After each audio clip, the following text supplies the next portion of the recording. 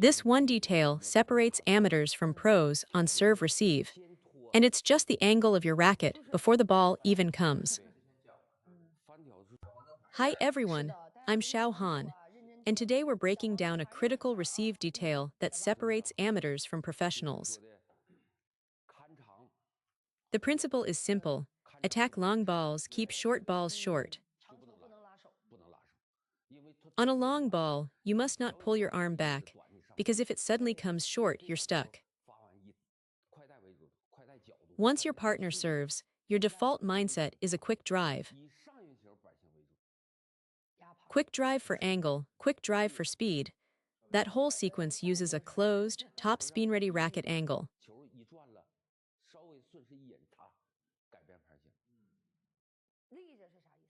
The racket hangs with a forward tilt, an attacking angle always. Not a push angle.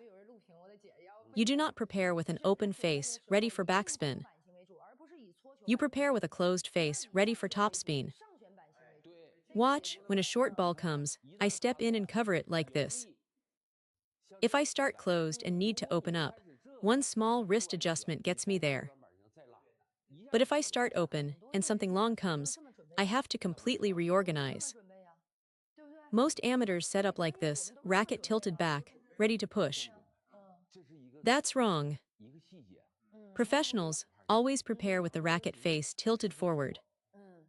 When your opponent serves and the ball pops up a little, you're already in an attacking racket angle, so you just squeeze forward and make contact.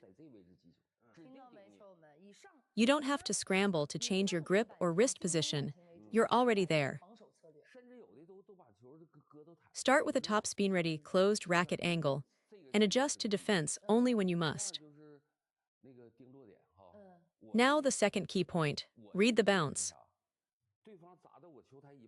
From my experience, when the ball lands roughly in the first half of your side of the table, close to the net, that's your guide.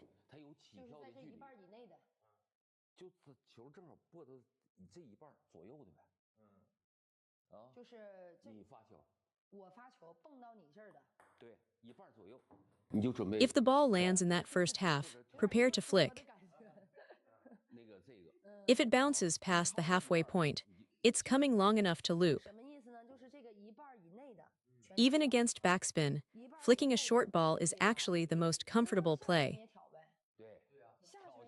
When you push a heavy backspin back, your opponent can rip a power loop, and you're immediately on defense. But when you flick it, they can't load up the same way. Plus, you can angle the flick to either side and put them under real pressure. When the ball lands close to the net and stays very short, trying to loop it is extremely difficult. The ball hasn't developed enough arc or bounce height for you to generate real topspin quality. You'd have to lift it like a helicopter taking off vertically, and that's nearly impossible to do with any power. At that distance, your only real options are a short touch or a long push. Keep it tight, keep it controlled. But once the ball pushes back a little further, past that halfway mark, now there's an arc developing.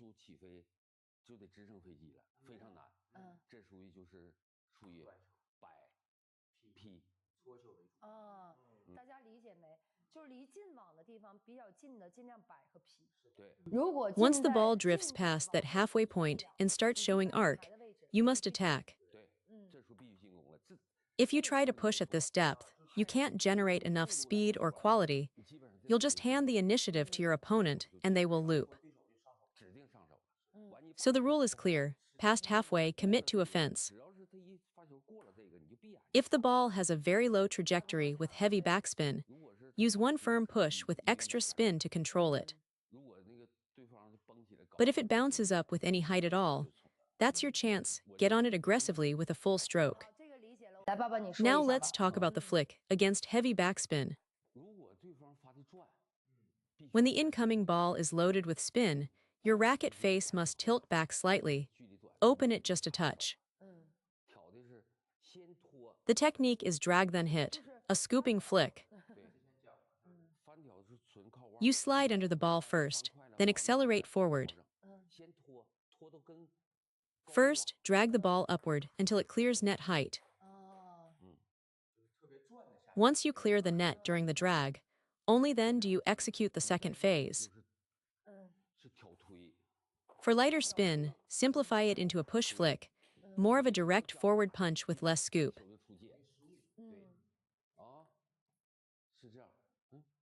Watch my partner drives one in and I receive it. The core mechanic is the same: drag first, then redirect. If the ball carries some backspin and you want more power, drag underneath and then punch forward, scoop, then snap. If you want stability instead, drag and then push through the ball in a straighter line. Think of the drag phase as lifting the ball to net height. Always compare your racket position to the net.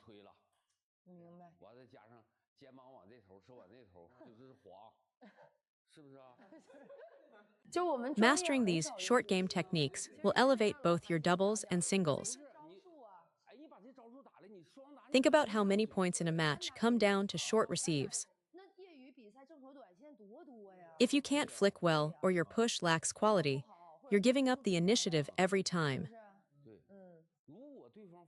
Now, when your opponent's serve is extremely tight, sidespin, staying short, landing right in that first half, here's what you do.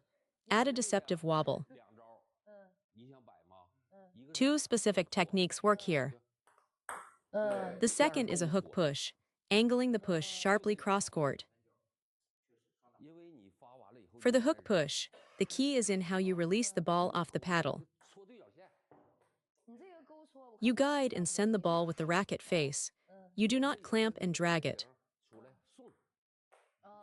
Clamping causes the ball to fly off unpredictably and often sends it long.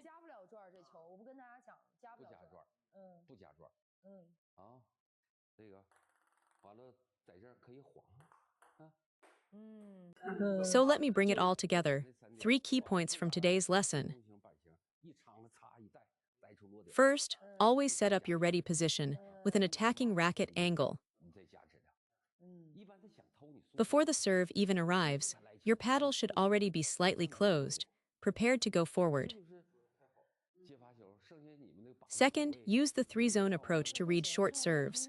Judge where the ball lands on your side of the table, and let that decide whether you flick, push long, or play a short touch.